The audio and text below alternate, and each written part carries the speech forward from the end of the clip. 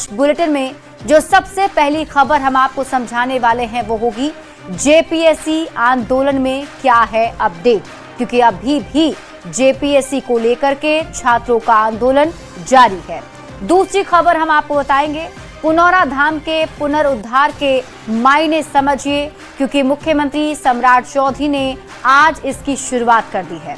तीसरी खबर आपको बताएंगे मखाना की बढ़ती इंटरनेशनल मांग के मायने समझिए, क्योंकि अब बिहार का मखाना विदेशों तक पहुंच रहा है। चौथी खबर आपको बताएंगे आईआईटी दिल्ली में पीएम मोदी ने छात्रों से क्या कहा। तो आइए शुरू करते हैं खबरों का सिलसिला और बुलेटिन की शुरुआत सबसे बड़ी खबर के साथ करेंगे। झारखंड में जारी जेपीएससी जेएसएससी आंदोलन का आज 15वां दिन रहा और आज कई बड़े घटनाक्रम इस मामले में सामने आए। छात्र और सरकार के बीच दूसरे दौर की बातचीत बेनतीजा रही। सरकार ने सुझाव और फीडबैक के लिए एक ईमेल आईडी जारी किया है और अब ये मामला देश की सर्वोच्च अदालत सुप्रीम कोर्ट तक भी पहुंच गया है। तो जेपीएससी जेएसएससी को लेकर छात्रों का आंदोलन का आज 15वां दिन है और 15वें दिन जो अपडेट है उसके मुताबिक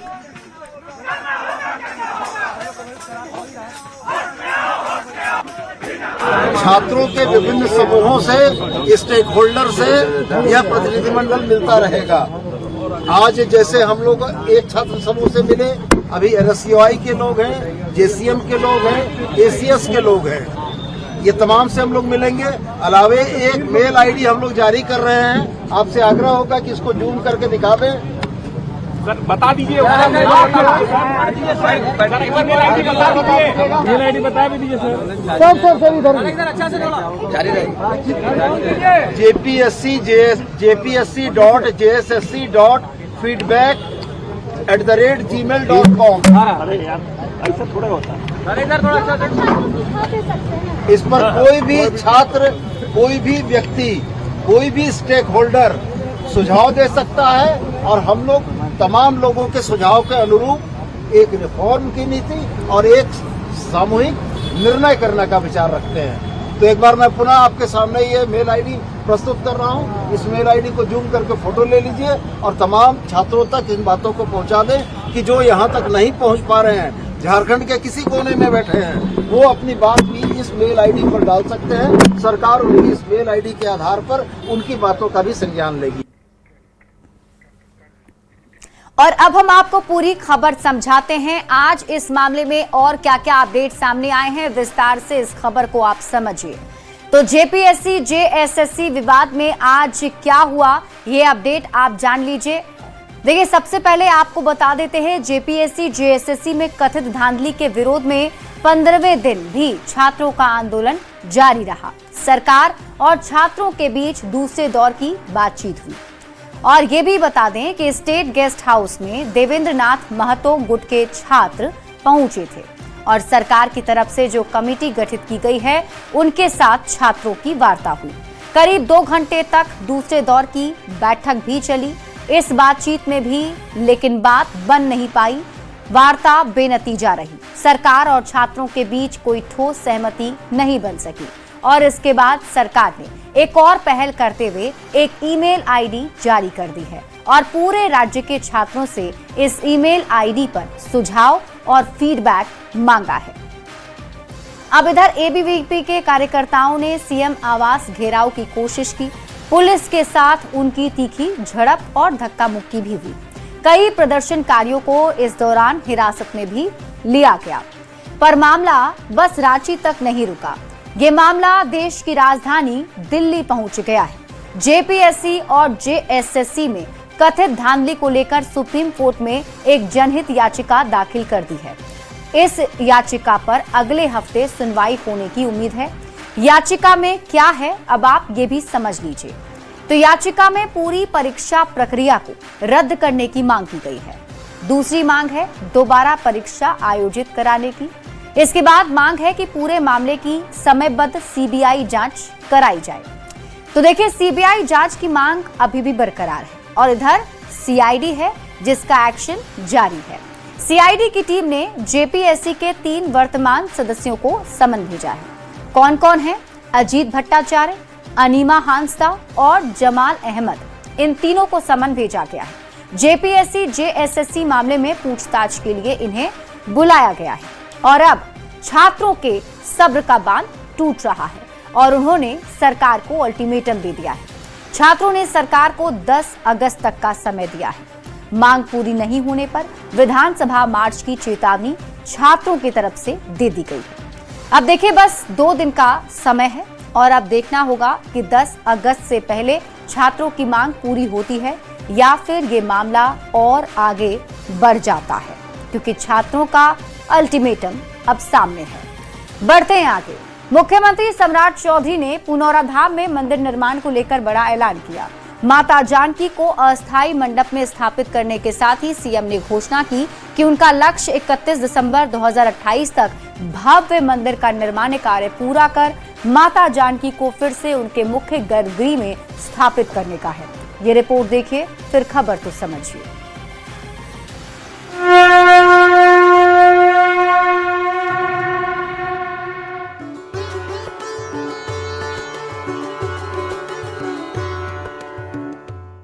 पुरखों की है धरोहर आस्था का ये धाम, जहां पग पग पर गूंजता सिया राम का नाम। सीतामढ़ी की इस पवित्र माटी पर एक नया इतिहास लिखा जा रहा है। ये वही पुनौरा धाम है जहां मां जानकी ने धरती पर अपनी पलकें पहली बार खोली थी। वक्त की धारा के साथ आस्था का ये पवित्र प्रांगण अब एक नए और भव्य स्वरूप में ढलने को तैयार है। मुख्यमंत्री सम्राट चौधरी पुनौरा धाम पहुंचे, माता जानकी और भगवान राम की पूजा अर्चना की। गूंजते हुए वैदिक मंत्रों और शंखनाद के बीच सदियों पुरानी पूज्य प्रतिमाओं को बेहद सम्मान और भावुकता के साथ नए अस्थायी गर्भगृह में विराजित किया और ऐलान किया कि माता जानकी को ज्यादा दिन तक अस्थायी गर्भगृह में रहने नहीं देंगे। दिसंबर 2028 तक इस पावन भूमि पर एक ऐसा अलौकिक और भव्य मंदिर बनकर तैयार होगा और उस दिन हमारी जननी माता जानकी फिर से अपने मूल गर्भगृह में ससम्मान विराजमान होंगी। रामचंद्र की जय। और आज माता को निकाल के दूसरे स्थान पर रखा गया। हम लोगों का टारगेट है कि 28 से 31 दिसंबर तक मंदिर का पूर्ण निर्माण करके फिर से मां को स्थापित करें। सीएम सम्राट चौधरी के सीतामढ़ी दौरे को लेकर शायद एक संदेश है, जहां आस्था भी है और आजीविका भी, जहां राम जानकी की कथा है और विकास की नई कहानी भी, जहां एक तरफ मंदिर के गर्भगृह में लौटने का इंतजार है तो दूसरी तरफ तालाबों में नई जिंदगी पल रही है। न्यूज़ 18 के लिए सीतामढ़ी से राकेश कुमार के साथ ब्यूरो रिपोर्ट।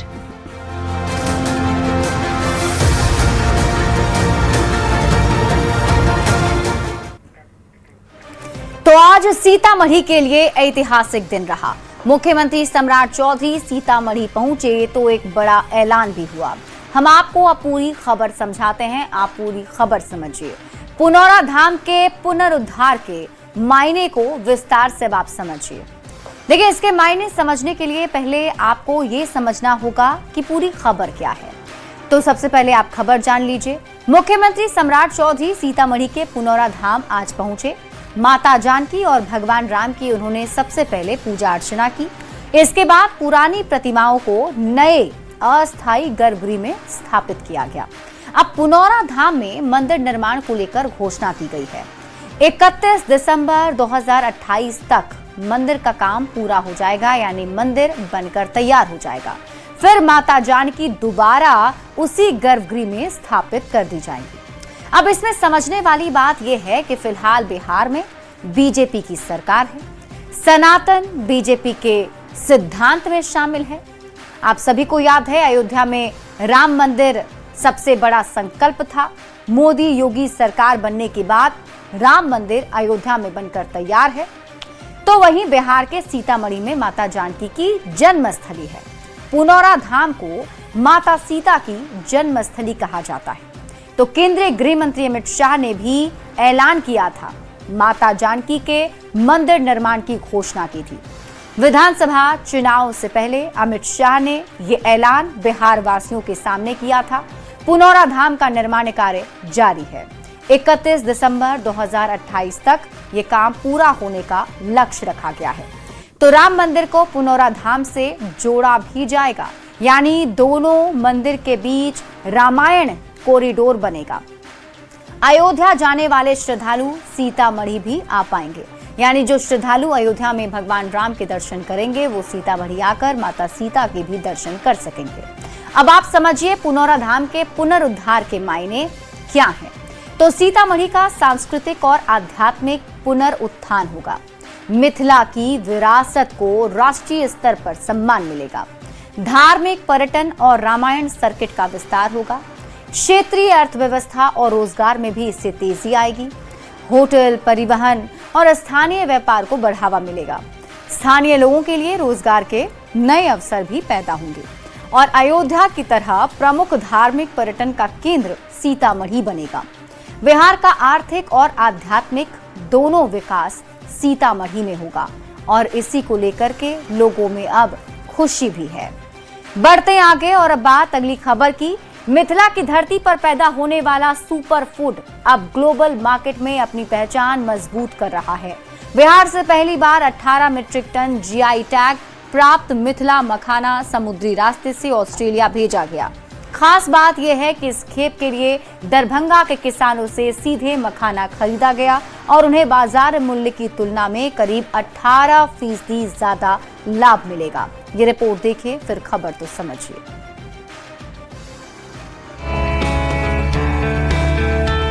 सालों से मिथिला के घर घर में खाया जाने वाला मखान अब बिहार की अर्थव्यवस्था के लिए बड़ी उम्मीद बनता जा रहा है। जीआई टैग मिलने के बाद मखाना देश ही नहीं दुनिया के बाजार में भी अपनी पहचान बना रहा है। पहली बार 18 मीट्रिक टन जीआई टैग प्राप्त मिथिला मखाना बिहार से सीधा समुद्री रास्ते से ऑस्ट्रेलिया भेजा गया है। केंद्रीय वाणिज्य मंत्री पीयूष गोयल ने भी इस उपलब्धि को सोशल मीडिया पर साझा किया। उन्होंने कहा कि जीआई टैग प्राप्त मिथिला मखाना ने वैश्विक बाजार में एक और बड़ी उपलब्धि हासिल की है। वहीं राज्यसभा सांसद और जेडीयू के राष्ट्रीय कार्यकारी अध्यक्ष संजय झा ने कहा कि मिथिला मखाना का वैश्विक बाजार में बढ़ता विस्तार मिथिला वासियों के लिए गौरव की बात है। तो मुख्यमंत्री सम्राट चौधरी ने भी मखाने के ऑस्ट्रेलिया पहुंचने को बिहार के कृषि उत्पादों की बढ़ती वैश्विक स्वीकार्यता का प्रमाण बताया है। इस खेप की खासियत सिर्फ इसका विदेश जाना नहीं, बल्कि दरभंगा के किसानों से सीधे खरीदा गया मखाना, बिचौलियों की छुट्टी, किसानों का मुनाफा, बाजार की तुलना में करीब 18% अधिक लाभ मिलना है। मखाना इंडस्ट्री से जुड़े लोगों का मानना है कि बिहार के पास इस क्षेत्र में बड़ी आर्थिक ताकत बनने की क्षमता है। देखिए, बिहार में एक चैलेंज है प्रोडक्शन बढ़ाना, और प्रोडक्शन एरिया एक्सपेंशन से बढ़ सकता है। और अगर ये एरिया एक्सपेंशन से बढ़ेगा तो आज जो 55,000 टन है वो आने वाले समय में 10 लाख टन हो सकता है।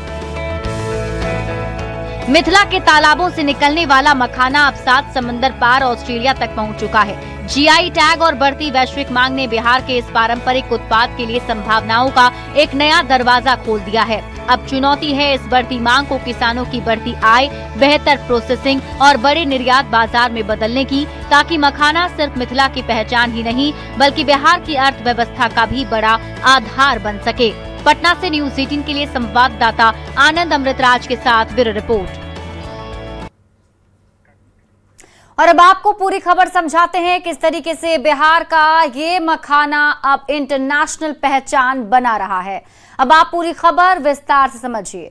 मखाना की बढ़ती इंटरनेशनल मांग के मायने अब आप समझिए, कैसे बिहार को इससे सीधा फायदा मिलेगा और किसान कैसे लाभान्वित होंगे। तो पूरी खबर क्या है, सबसे पहले आप ये जान लीजिए। 18 टन जीआई टैग मिथिला का मखाना ऑस्ट्रेलिया निर्यात किया गया, यानी ऑस्ट्रेलिया भेजा गया है। मखाना दरभंगा के किसानों से सीधे खरीदा गया और ये मखाना समुद्री मार्ग से ऑस्ट्रेलिया भेजी गई है। मखाना की खेप APEDA के सहयोग से एक्सपोर्ट किया गया है और लोकल टू ग्लोबल का जो संकल्प है वो पूरा हो रहा है। मखाना की मांग क्यों बढ़ रही है, अब आप ये भी समझिए। देखिए, कई पोषण संबंधी फायदों के कारण इसे सुपर फूड कहा जा रहा है। मखाने में वसा बहुत कम और कार्बोहाइड्रेट्स बहुत अधिक होते हैं। मखाना के कई स्वास्थ्य लाभ भी हैं। ये रक्तचाप को नियंत्रित करता है, हृदय को स्वस्थ रखने में मदद करता है, वजन नियंत्रित करने में भी मदद कर सकता है। हाई फाइबर के कारण पाचन क्रिया को बेहतर बनाता है और इसमें मौजूद कैल्शियम और मैग्नीशियम हड्डियों को मजबूत बनाते हैं। एंटीऑक्सीडेंट की बदौलत सूजन भी कम होती है। ये त्वचा को स्वस्थ रखता है, उम्र बढ़ने के लक्षणों को भी धीमा कर सकता है। तो मखाना की बढ़ती इंटरनेशनल मांग के मायने अब आप समझिए। तो विदेशी मांग बढ़ने से कच्चे और प्रोसेस्ड मखाने के दाम बेहतर मिल रहे हैं और सीधा लाभ आर्थिक तौर पर किसानों को हो रहा है। वैश्विक स्तर पर 80% से अधिक मखाना अकेला भारत ही आपूर्ति करता है। मखाना उत्पादन में मुख्य योगदान बिहार के मिथिला क्षेत्र का है। अब जीआई टैग मिलने से इसकी वैश्विक पहचान और विश्वसनीयता भी मजबूत हुई है। दुनिया भर में बिहार के प्रीमियम मखाने की पहचान हो रही है। तो बिहार के किसान मखाना की खेती से खुशहाल हो रहे हैं, क्योंकि ये जो मखाना है वो सीधे किसानों से खरीदा जा रहा है और विदेशों में भेजा जा रहा है। बढ़ते हैं आगे और अब बात अगली खबर की। प्रधानमंत्री नरेंद्र मोदी आज Indian institute of technology IIT Delhi के 97वें दीक्षांत समारोह में शामिल हुए। इस दौरान पीएम मोदी ने छात्रों को डिग्री दी। पीएम मोदी ने छात्रों से कहा कि आने वाले 20 से 30 साल की दुनिया कैसी होगी ये कोई निश्चित रूप से नहीं बता सकता, लेकिन बदलाव के इस दौर में चुनौतियां भी आएंगी और नए अवसर भी पैदा होंगे। उन्होंने कहा कि दुनिया तेजी से बदल रही है और इस बदलाव के पीछे सबसे बड़ी ताकत तकनीक की रफ्तार है। इस मौके पर पीएम ने वर्चुअल माध्यम से सोनीपत कैंपस के सुपर कंप्यूटर का भी उद्घाटन किया। जो बातें बिना सोचे समझे स्वीकार कर ली जाती हैं, जरा उन्हें परखिए, उन पर सवाल उठाइए, लेकिन सिर्फ सवाल पूछकर मत रुकिए, उनका समाधान खोजने का साहस भी रखिए। यही सोच आपकी अलग पहचान बनाएगी। हर पीढ़ी के सामने उस टाइम पीरियड की अपनी चुनौतियां होती और हर पीढ़ी का अपना एक राष्ट्रीय दायित्व भी होता है। अपने जीवन के अगले 30-35 साल में आप जो कुछ भी करेंगे वो विकसित भारत की हमारी यात्रा को प्रभावित करेगा। आपके हर निर्णय का आधार ये भी होना चाहिए कि इससे देश को क्या फायदा होगा, इससे देश की कौन सी जरूरत पूरी होगी। आपकी भूमिका बहुत बड़ी है। देश का युवा जितना सशक्त होगा उतना ही देश सशक्त होगा और बड़ी जिम्मेदारी के साथ और बड़ी उम्मीदों के साथ देश आप जैसे युवाओं की ओर देख रहा है। और अब आप खबर तो समझिए। सबसे पहले तो आप ये जानिए कि पूरी खबर क्या है। IIT दिल्ली का 97वां दीक्षांत समारोह आज मनाया गया। समारोह में पीएम नरेंद्र मोदी शामिल हुए, जिसमें मेधावी छात्रों को प्रधानमंत्री ने मेडल पहनाए। सोनीपत कैंपस के सुपर कंप्यूटर का भी वर्चुअल उद्घाटन यहीं से प्रधानमंत्री नरेंद्र मोदी ने किया। पीएम ने परम प्रज्ञा सुपर कंप्यूटर का उद्घाटन किया है। समारोह के दौरान पीएम मोदी ने छात्रों का संबोधन भी किया और उन्हें कई टिप्स भी दिए। क्या क्या टिप्स दिए ये भी समझिए। पीएम मोदी ने कहा कि बदलाव के साथ चुनौतियां और अवसर दोनों ही आते हैं। इंडस्ट्री और प्रोफेशन का स्वरूप बदलता रहेगा। हर चुनौती का सामना करने के लिए तैयार रहना पड़ेगा। कैंपस लाइफ और असल जिंदगी में बहुत अंतर है।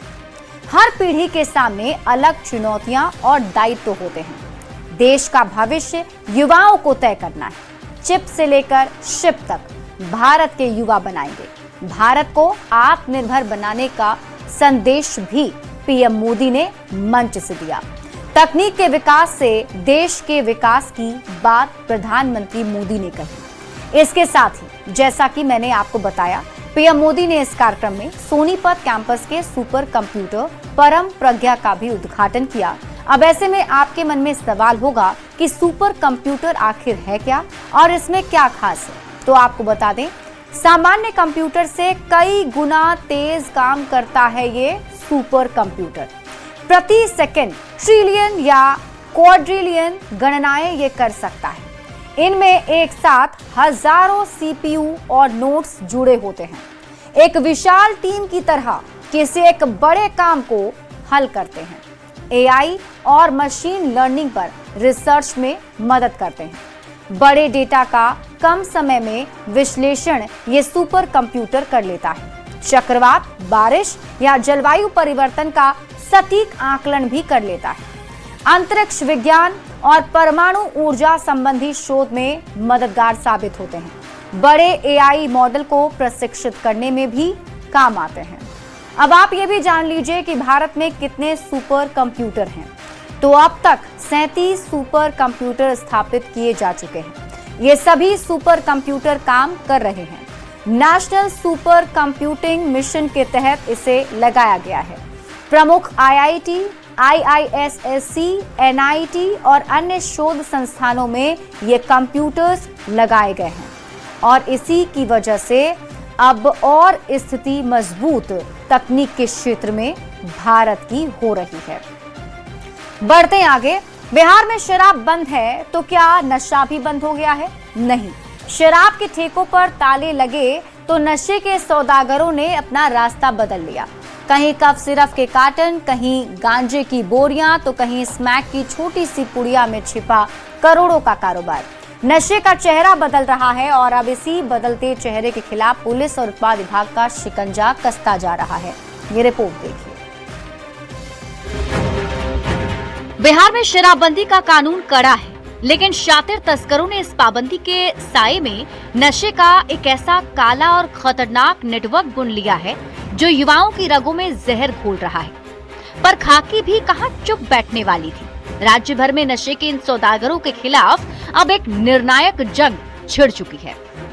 राजधानी पटना में एक्साइज इंटेलिजेंस ब्यूरो यानी EIB और उत्पाद विभाग को गुप्त सूचना मिली थी कि अगमकुआं थाना क्षेत्र के शिवाजी कॉलोनी में एक गोदाम के भीतर कुछ बड़ा खेल चल रहा है। जब टीम ने छापा मारा तो वहां से 148 कार्टन प्रतिबंधित कफ सिरप कोडीन फास्फेट बरामद हुआ। महंगे दामों पर बिकने वाले इस कफ सिरप की कीमत बाजार में करीब 45 लाख रुपए आंकी गई है। हालांकि मुख्य तस्कर सोनू कुमार मौके से फरार होने में कामयाब रहा, लेकिन गोदाम सील हो चुका है और उसकी तलाश में ताबड़तोड़ दबिश जारी है।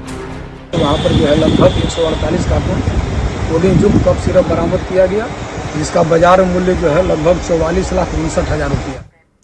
और अब आप विस्तार से इस खबर को समझिए। देखिए, बिहार में हर तरह के नशे पर प्रतिबंध लगा हुआ है। आप सभी जानते हैं कि बिहार में शराब की बिक्री भी, उस पर भी रोक है, शराबबंदी है और प्रतिबंध के बाद भी लेकिन अवैध कारोबार अभी जारी है। नए नए तरीके खोजकर तस्करी बिहार में तस्कर कर रहे हैं और तस्करों के नेटवर्क पर प्रशासन का नकेल भी जारी है। राज्य भर में नशे के सौदागरों पर नकेल कसी जारी है। पटना में 148 कार्टन प्रतिबंधित कफ सिरप जब्त की गई, तो कैमूर में 143 किलोग्राम से ज्यादा गांजा बरामद हुआ है। वहीं पूर्णिया की बात करें तो पूर्णिया में 516 ग्राम स्मैक बरामद किए गए।